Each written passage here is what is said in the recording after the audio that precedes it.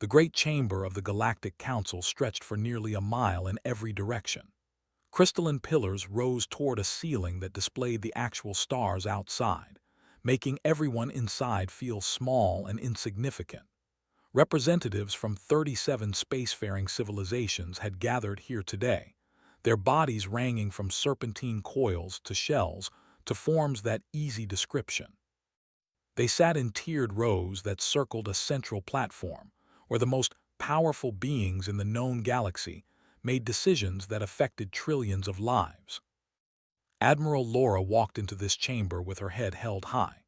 She was 62 years old with gray hair cut short in military fashion and eyes that had seen more than most people could imagine.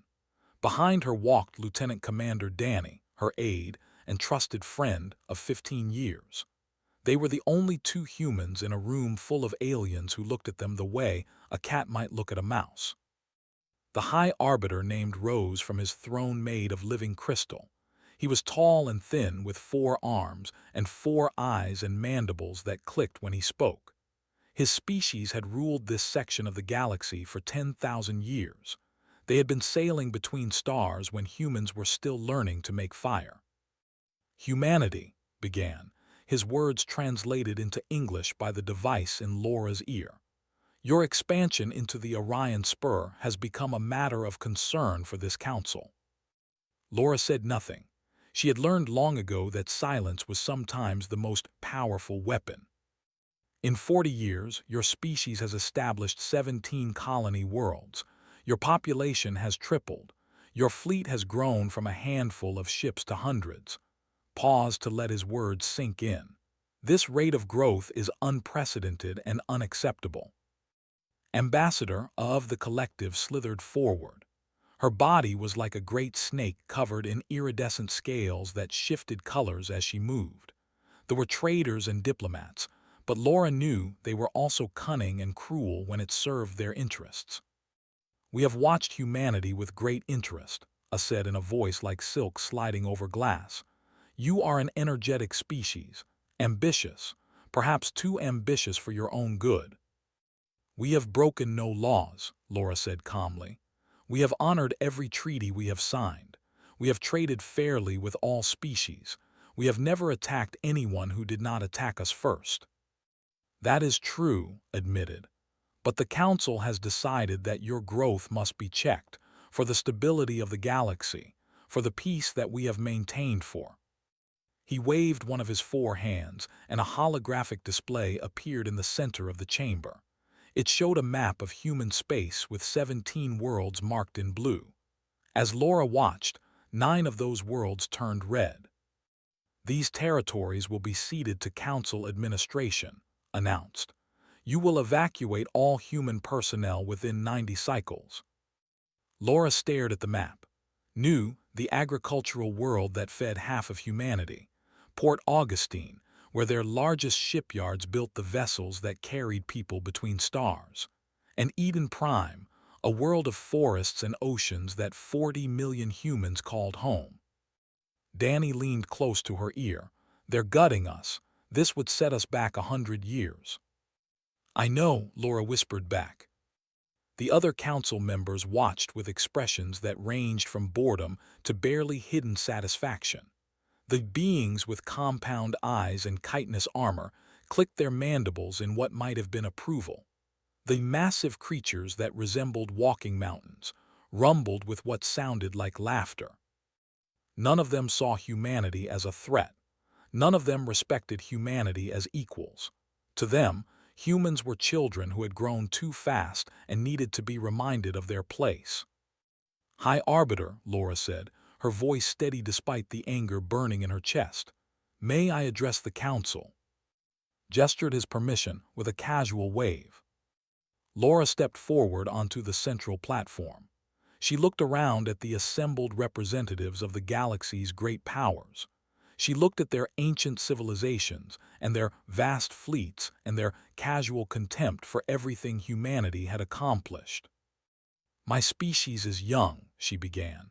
"By your standards, we are barely out of the cradle. 300 years ago, we did not even know that other intelligent life existed in the universe. When we made first contact with we thought we had found friends. We thought we had found a community that would welcome us." She paused, letting the silence stretch. "Instead, we found a galaxy that saw us as useful tools at best and annoying pests at worst. We found civilizations that had spent so long at the top that they had forgotten what it was like to struggle, to fight for every inch of progress, to dream of something better and then bleed to make that dream real." A hissed something that her translator rendered as amusement. "Such passion, such drama, you humans always were entertaining." "I'm not trying to entertain you, Ambassador. I'm trying to make you understand something." Laura's voice dropped lower, harder. "The worlds you are taking from us are not just territory. They are homes. They are places where children were born and old people died and families built lives together. When you take them, you are not just redrawing a map. You are tearing out pieces of our heart." "Hearts heal," said dismissively. "Your species will adapt. You will learn to accept your proper place in the galactic order." Laura looked at him for a long moment. Then she smiled, and it was not a pleasant smile. "You are right about one thing, High Arbiter. We will adapt. Humans have always adapted. When ice covered our world, we survived. When plagues swept through our cities, we survived. When we turned our weapons on each other and nearly destroyed ourselves, we survived. Adaptation is what we do better than anyone." She turned to walk away, then stopped and looked back over her shoulder. "But there is something else we do well. We remember. Humans have very long memories. We remember every kindness and every cruelty. We remember every friend and every enemy. We remember every promise kept and every promise broken." The chamber had grown very quiet. "You have 90 cycles to take what is ours. We will comply with your demands. We will evacuate our people. We will not resist." Laura's eyes swept across the council one final time. "But we will remember this day. We will remember what you did to us. And someday, when you have forgotten all about the little species you crushed beneath your heel, we will still remember." She walked out of the chamber with Danny at her side. Neither of them looked back at the dismissive murmurs and condescending laughter that followed them. Outside, in the corridor that led to the human diplomatic ship, Danny finally spoke. "What are we going to do?" Laura kept walking. "Exactly what I said. We're going to comply. We're going to evacuate.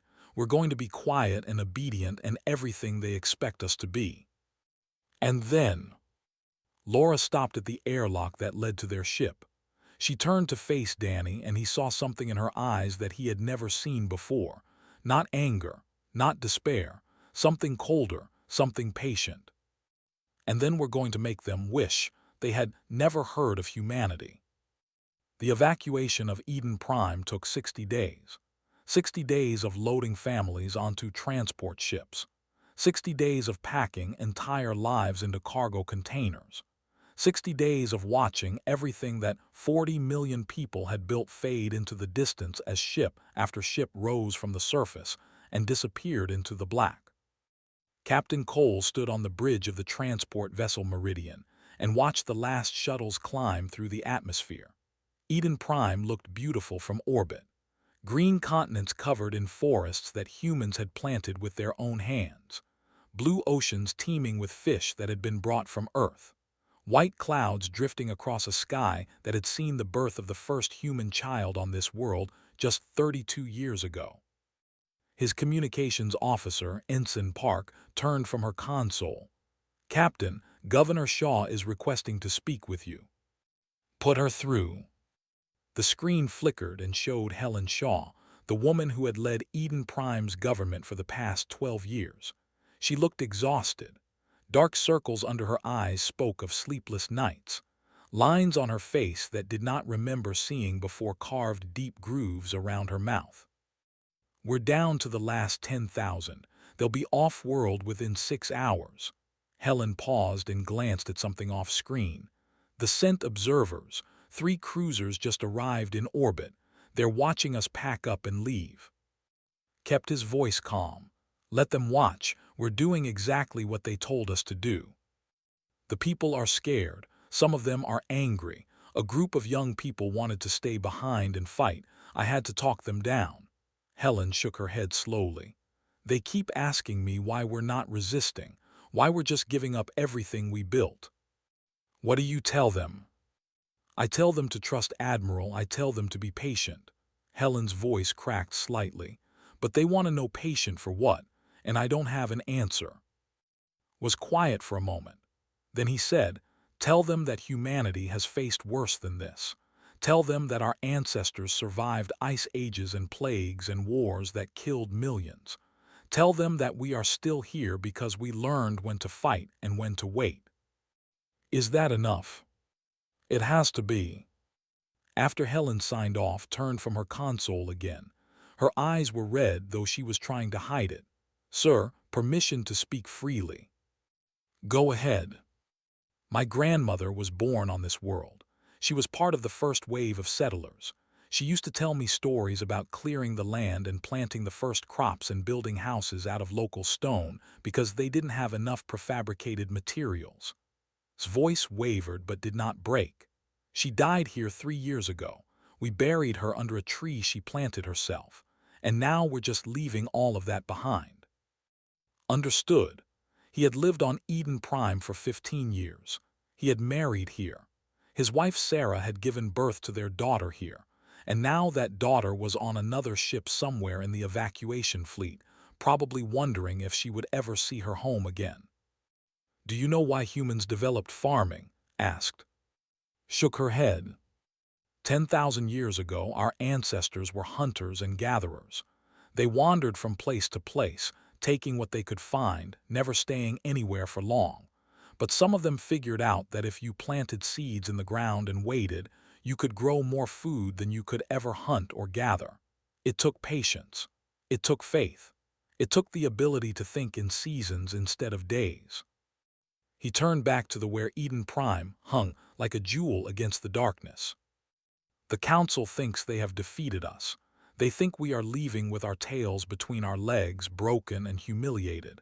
They think this is the end of our story. Almost smiled. They don't understand that this is just the beginning. We are planting seeds today, and they have no idea what is going to grow. Across human space, the same scene played out on 8 other worlds. Families loaded their belongings onto ships. Workers dismantled factories and packed up equipment. Scientists shut down research stations and archived decades of data. Soldiers lowered flags that had flown over human territory and folded them carefully for storage. And everywhere the silence spread. Human freighters stopped arriving at alien ports. Human merchants disappeared from trading stations. Human tourists vanished from pleasure worlds. Human scientists from collaborative research programs. Human diplomats packed up their offices and went home. The galactic communication networks, which had hummed with human voices for decades, went quiet. No more music streaming from Earth. No more entertainment programs broadcast from the colonies. No more news feeds covering human events. Within 6 months, it was as if humanity had never existed. The Council noticed, of course, but they interpreted the silence exactly as Laura had known they would. They saw it as submission, as defeat, as a troublesome child finally learning to behave. The humans have accepted their place, High Arbiter announced to the Council. As expected, they lacked the will to resist. We can now turn our attention to more important matters. The other representatives agreed. The human problem had been solved. There was nothing more to discuss. But in the shadows, far from alien eyes, something else was happening. On the 8 worlds that remained to humanity, factories that had been shut down came back online. Shipyards that had been dismantled were rebuilt underground where no one could see them. Research facilities that had been abandoned were replaced by new ones hidden in mountain caves and beneath ocean floors. And the people worked. They worked with a focus and determination that no one had ever seen before. They worked in silence, without complaint, without rest. They worked because they remembered what had been taken from them. They worked because they had something to prove. Admiral Laura watched it all from her command center on Earth. Reports came in every day from every colony. Production numbers, research breakthroughs, training statistics. Everything was ahead of schedule. Everything was better than expected. Danny brought her coffee one morning and found her staring at a holographic map of human space. "You know," he said, "when you told them we would remember, I thought it was just talk, something to make them uncomfortable." Laura took the coffee without looking away from the map. "It wasn't talk." "I see that now." Danny studied the production figures scrolling across a nearby screen. "We're building ships faster than we ever did before. Better ships, too. The new drive systems are 10% more efficient than anything we had last year. 20% by next year," Laura said. "The research teams are making breakthroughs every month." "How is that possible? We lost so much when they took our worlds." Laura finally turned to look at him. Her eyes held that same cold patience he had seen in the corridor outside the council chamber. "Because now we have something we never had before, purpose. Every human being in every colony knows exactly what we are working toward. Every scientist, every engineer, every factory worker, every soldier." She turned back to the map. "The council thought they were punishing us. Instead, they united us." Danny was quiet for a moment. "And what are we working toward?" Laura smiled, and it was still not a pleasant smile. "The day when they realize what they created." 1 year after the ultimatum, Trade Minister of the Collective sat in her office and stared at numbers that made no sense. She had been staring at them for 3 hours, running the calculations over and over, hopping to find an error. But the numbers remained stubbornly, impossibly correct. The economy had contracted by 4% in the last quarter. 4% did not sound like much. In a galaxy-spanning economy built over thousands of years, 4% was barely a ripple. But I had been trade minister for 30 years. She knew that ripples could become waves, and waves could become storms. Her aide, a young male named stood nervously by the door. "Minister, the analysis team has confirmed the primary cause. It is the human withdrawal." "That is impossible," said, though she knew it was not. Humans were never significant trading partners. Their goods were primitive. Their technology was generations behind ours. They were nothing. "They were everywhere," corrected carefully. "Human merchants operated on over 200 worlds. They traded in small quantities, yes, but they traded constantly. Agricultural products, cultural artifacts, handcrafted goods, entertainment content." I pulled up a chart showing human trade volumes before the silence. The numbers were not large by galactic standards. A few million credits here, a few million there, but they added up. They added up to a lot. "It is not just the direct trade," continued. "Human tourists spent money on our worlds. Human workers took jobs in our industries. Human consumers purchased our exports. All of that is gone now. Surely other species have filled the gap." "No, Minister, that is the strangest part. No one has stepped in to replace the humans. Their absence has simply left a hole." I turned off the display. She did not want to look at the numbers anymore. "Have we attempted contact?" "Many times. Our diplomatic messages receive only automated responses. Our trade delegations are turned away at the border. Our cultural exchange programs have been suspended indefinitely." I hesitated. "The humans are not refusing to communicate. They are simply not there anymore." The same reports were arriving on dozens of worlds. They had relied on human agricultural imports to supplement their food supply during their breeding season. Without those imports, prices had risen sharply. Unrest was growing in the hive colonies. The hegemony had built a significant tourism industry around human visitors who wanted to see their ancient ruins and massive architecture. Without human tourists, that industry had collapsed. Thousands of workers had lost their jobs. Even though we're affected, Their entertainment corporations had discovered years ago that human content was strangely popular with many species. Human music, human stories, human games, all considered primitive by sophisticated standards, had found audiences throughout the galaxy. Now the streams were dark and the servers were empty, and billions of galactic citizens found themselves with nothing new to enjoy. High Arbiter dismissed these concerns when they were brought before the council.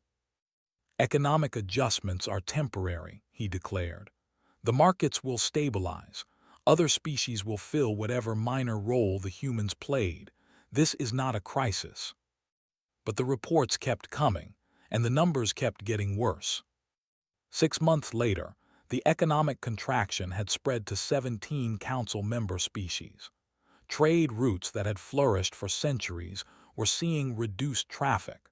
Markets that had been stable for generations were experiencing unusual volatility. And still the humans said nothing. Their space remained sealed. Their communications remained silent. Their ships did not appear at any port or station. It was as if an entire civilization had simply vanished from the galaxy. Then the intelligence reports began to arrive. Admiral of the fleet stood before High Arbiter with a holographic display that showed human space. Red warning markers dotted the border, more appearing every day.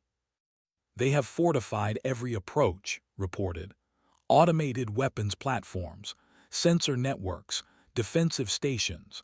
Our reconnaissance probes are destroyed within seconds of entering their territory. Clicked his mandibles in irritation. They were supposed to be diminished. We took their strongest worlds. Apparently, they have been building replacements. Zoomed the display to show new installations that had not existed a year ago. Our estimates suggest their ship production has increased by at least 40%, possibly more. How is that possible without their shipyards? We believe they had hidden facilities, underground construction sites, mobile manufacturing platforms, things we never detected before the ultimatum. Stared at the display. The red markers seemed to multiply as he watched, spreading like a disease across the border of human space. There is something else, said reluctantly. Our technical intelligence division has analyzed debris from the probes that were destroyed. The weapons used against them are not what we expected. Explain. They are advanced, Your Eminence, more advanced than our own equivalent systems. The Admiral paused. In some cases, more advanced than anything in our inventory. The chamber fell silent. For 1,000 years, technology had been the standard against which all others were measured. The idea that humans, barely 3 centuries removed from their primitive, had somehow surpassed them was unthinkable. That is impossible, said. I agree it should be impossible, but the evidence is clear. Turned away from the display. His 4 eyes moved independently, scanning the faces of his advisors, searching for any sign of doubt or mockery. He found none. They believed what was telling them. What are they preparing for? He asked quietly. No one had an answer. On Earth, Admiral Laura received the same intelligence reports through different channels. Human agents embedded in alien societies sent coded messages about council meetings and fleet movements and growing economic chaos. She read each report carefully, adding it to the picture she was building in her mind. Danny found her in the observation deck of the orbital command station, watching Earth turn slowly below. The new drive systems are ready for production, he reported. Full rollout will begin next month. We estimate 18 months to refit the entire fleet. Good. The research division also reports a breakthrough in defensive shielding. The new systems are 3 times as effective as our previous generation. Also good. Danny hesitated. There's something else. Intelligence picked up chatter about a council meeting next week. Apparently, some of the member species are starting to ask questions. Some of them are worried. Laura smiled slightly. Let them worry. What's the endgame here? We've been building and planning for a year. The fleet is stronger than ever. The technology is better than anything they have. But we can't fight the entire galaxy. Even with everything we've built, we're still outnumbered 100 to 1. Laura turned from the window to face him directly. We're not going to fight them, Danny. That was never the plan. She walked to a display showing the same map of human space that had been studying 100 light years away. We're going to make them realize that fighting us would cost more than they're willing to pay. We're going to make them understand that the species they dismissed as primitive and insignificant has become something they cannot ignore. And if they attack anyway? Laura's smile faded. Her eyes grew cold and hard. Then they will learn why humanity has survived every challenge that has ever been thrown at us. They will learn what happens when you push humans too far. She turned back to the window and the blue marble of Earth below. But I don't think it will come to that. I think they're starting to realize that they made a terrible mistake, and I think that realization is just beginning. 2 years after the ultimatum, Ambassador of the Collective called for an emergency session of the Galactic Council. The situation had become too serious for routine meetings or diplomatic messages. Every member species sent representatives in person, their ships filling the orbital docks around the council station until there was no room for more. The chamber was packed when it took the central platform. Her scales, usually shifting through calm blues and greens, flickered with agitated reds and oranges. She had been a diplomat for over a century. She had never been this worried. "The human has gone dark," she announced without any of the usual diplomatic pleasantries. "Earth is no longer responding to communications of any kind. Neither are there remaining colony worlds." Murmurs swept through the chamber. High Arbiter raised one of his 4 hands for silence. "Define what you mean by dark," he commanded. "Complete communications blackout. No signals entering or leaving human space. No responses to diplomatic inquiries. No commercial traffic. Nothing." A pause to let this sink in. "We sent a probe to their border to investigate. It managed to transmit data for approximately 40 seconds before it was destroyed." She activated the probe's final transmission. The holographic display showed the small device approaching human space, its sensors feeding back information about what lay ahead. The council members watched in silence as the data scrolled past. Then the display flickered and showed something that made even the most ancient representatives gasp. A structure was emerging from behind one of the moons at the edge of human territory. It was massive beyond anything the council had ever seen. Angular and dark, bristling with weapons and sensor arrays, it dwarfed the largest in any fleet. "We do not know what it is," admitted. "The probe was destroyed before we could complete our scans, but preliminary analysis suggests it is some kind of mobile platform, possibly military, possibly something else entirely." "How large is it?"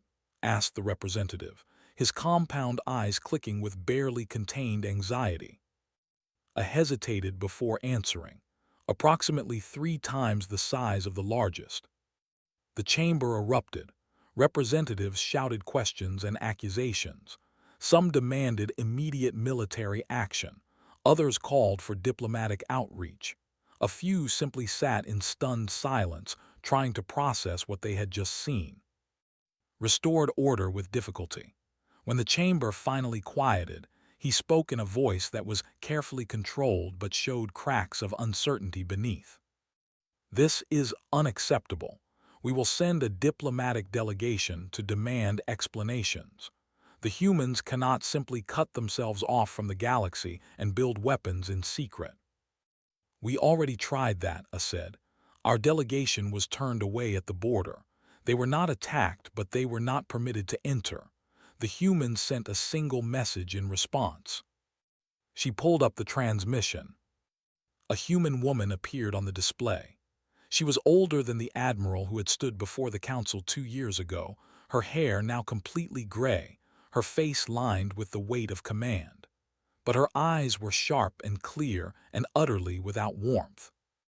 This is Admiral Laura of the United Earth Defense Force. Your delegation has been entry to human space. We have nothing to say to the Council. We ask nothing of the Council. We want nothing from the Council." She paused, and when she continued, her voice was quiet but carried through the silent chamber like a blade. "You pushed humanity. You took our homes. You scattered our people across the stars like refugees. You humiliated us in front of the entire galaxy and expected us to accept it, to be grateful for whatever scraps you allowed us to keep." Laura leaned closer to the recording device. "We remember what you did. We remember every word spoken in this chamber 2 years ago. We remember every dismissive laugh and contemptuous sneer. We remember being told to accept our proper place in the galactic order." Her eyes seemed to look directly at each council member in turn. "Here is our answer. We choose silence. We choose to build our strength far from your eyes. We choose to prepare for whatever future the galaxy brings. And when we are ready to speak again, it will be on our terms, not yours." The transmission ended. For a long moment, no one moved, then spoke, and his voice was not as steady as it had been.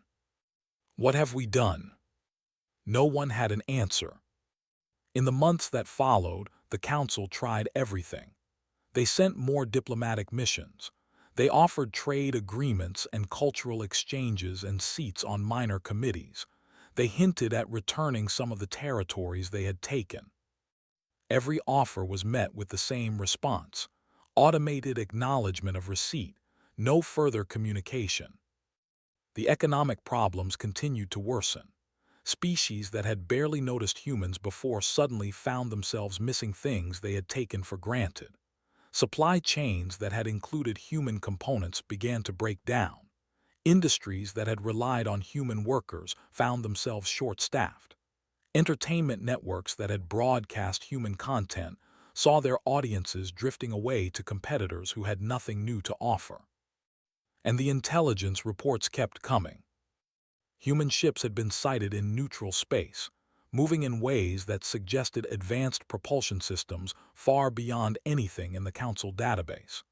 Human technology had begun appearing on black markets throughout the galaxy, fetching prices that would have seemed absurd just a few years ago. Human agents had been detected making contact with species outside the Council, species that had long resented galactic governance and might welcome a new partner. "They are building alliances," reported to. "Quietly, carefully, but unmistakably. The Outer Rim civilizations are particularly receptive. They have always resented Council authority." "Can we stop them?" "Not without starting a war we cannot afford. Our forces are spread too thin. Our economies are too unstable, and we still do not know the full extent of human military capability." Stared at the map showing human space and the spreading network of contacts radiating outward from it. 2 years ago they were nothing, a minor species with delusions of importance. Now they are a threat, finished, a serious threat, and one of our own making. On Earth, Laura received word that the Council was fracturing. Some member species wanted to take military action before humans grew any stronger. Others wanted to negotiate and find a way to bring humanity back into the galactic community. Still others simply wanted to pretend the problem did not exist and hope it would go away. Danny brought her the latest intelligence summary. "They are pushing for talks. They want to wait and see. They are apparently building up their border defenses." "Good," Laura said. "Let them argue. Let them worry. Let them spend their energy fighting each other instead of us." "How long do we keep this up?" Laura looked out at the stars, at the vast galaxy that had tried to crush humanity and failed. "Until they understand. Until they really, truly understand that they cannot threaten us without consequences. Until they look at humanity and see something they have never seen before." "What's that?" Laura smiled, and for the first time in 2 years, it held something other than cold calculation. Equals. 5 years after the ultimatum, the galaxy had changed in ways that no one could have predicted. Human space remained sealed behind a wall of defensive platforms and sensor networks that no probe could penetrate. But human influence spread through other channels. Black market technology that outperformed anything the Council could produce. Trade agreements with outer rim civilizations that bypassed established routes. Whispered rumors of alliances forming in the shadows, of species long dismissed by the Council finding common cause with humanity. The economy had collapsed. Stripped of her position as trade minister, watched from her small apartment as riots swept through the capital city. 30% contraction, millions unemployed. A civilization that had prospered for brought low by the absence of a species they had considered insignificant. They maintained their power through military force alone. High Arbiter addressed emergency council sessions so frequently that they had become routine. Each time, he promised that the situation was under control. Each time, fewer representatives believed him. They had withdrawn from several border systems, pulling their forces back to defend their core territories. The hegemony had stopped attending council meetings entirely. A dozen smaller species had begun making unofficial contact with human representatives, hedging their bets against an uncertain future. Then, without warning, the human border opened. A single ship emerged from behind the defensive grid. It was not a warship. It was a diplomatic courier, small and unarmed, broadcasting peaceful intentions on all frequencies. It requested an audience with the Galactic Council. The representatives assembled within hours. The chamber was less crowded than it had been 5 years ago. Some species had stopped participating. Others had sent lesser officials instead of their usual ambassadors. The grandeur that had once defined this place now felt hollow and worn.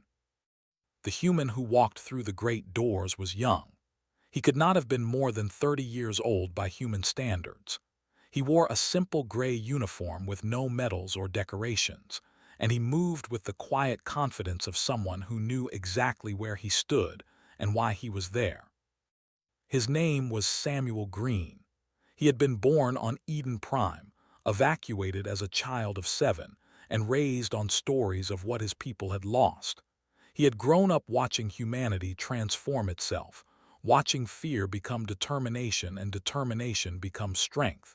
And now he had been chosen to deliver a message. He did not bow to the council. He did not ask permission to speak. He simply stood in the center of the chamber, looked at the assembled representatives of the galaxy's fatting powers, and began. My grandmother was one of the first settlers on Eden Prime. She left Earth when she was 23 years old, carrying everything she owned in a single bag, to help build a new world on the edge of explored space. She worked for 40 years clearing land and planting crops and raising children who would inherit what she had made. Samuel paused, letting his words settle into the silence. When the evacuation came, she refused to leave. She was 87 years old, and she said she would rather die on the world she had built than run away like a frightened animal. My mother had to carry her onto the transport ship while she wept. He looked at directly. She died 3 months later. The doctors said it was age, but my mother knew better. She died because you took her home. You took her purpose. You took everything that made her life worth living. The council members shifted uncomfortably. Some looked away. Others met his gaze with expressions that might have been guilt or might have been resentment. I grew up hearing that story. Every human child of my generation grew up hearing stories like it. We learned what it meant to be pushed aside, to be dismissed, to be told that we did not matter and never would. Samuel smiled slightly. You taught us something valuable. You taught us that the galaxy does not give power to those who deserve it. The galaxy gives power to those who take it. He raised his hand, and the chamber's holographic displays activated. Maps appeared showing trade routes and military deployments and political alliances. But they were not the maps the Council knew. New paths connected human space to dozens of systems throughout the outer rim. New partnerships linked humanity to species that had never been part of the galactic order. New military installations dotted strategic locations that the Council had never considered important. "This is the galaxy as it exists today," Samuel said. "The galaxy you built is crumbling. The economy you controlled is failing. The alliances you maintained are fracturing. And at the center of all this change is humanity." He let the display speak for itself for a long moment. "We are not here to threaten you. We are not here to demand reparations or revenge. We are here to tell you that the old order is over. The time when a handful of ancient civilizations could dictate terms to everyone else has passed." Found his voice. "What do you want?" "Nothing." Samuel let the word hang in the air. "We want nothing from you. We are not asking for the return of our colonies. We are not asking for apologies or recognition or membership in your institutions. We have built something new, something that does not need your approval to exist." He began walking slowly around the central platform, forcing the representatives to turn their heads to follow him. "But we are offering you a choice.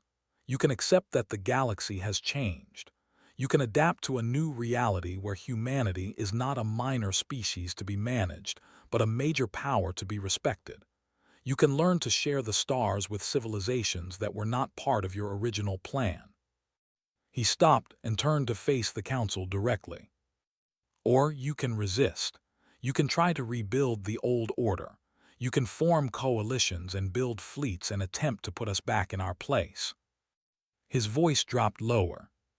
"But before you choose that path, I want you to remember something. 5 years ago, you pushed humanity as hard as you could. You took everything you thought we needed to survive. You expected us to break." Samuel met's 4 eyes without flinching. "Instead, we went quiet. We turned inward. We built and planned and prepared in silence while you congratulated yourselves on solving the human problem. And when we emerged, we were stronger than anything you had imagined." He walked toward the door. "That was what happened when you pushed us once. Imagine what would happen if you pushed us again." He paused at the threshold and looked back one final time. "We learned how to be quiet. We learned how to be patient. We learned how to turn humiliation into motivation and anger into focus. Those skills do not disappear just because the crisis has passed." The door began to open behind him. "So make your choice. Accept the new galaxy and find your place in it, or try to stop us and discover what humanity becomes when we are truly tested." Samuel stepped through the door, and it closed behind him. The Galactic Council sat in absolute silence. For 10,000 years, this chamber had been the center of power in the known galaxy. Decisions made here had shaped the fates of trillions. Wars had been started and ended. Civilizations had risen and fallen. Nothing had ever challenged the fundamental assumption that the ancient species knew best and the younger ones should follow. Now that assumption lay in ruins.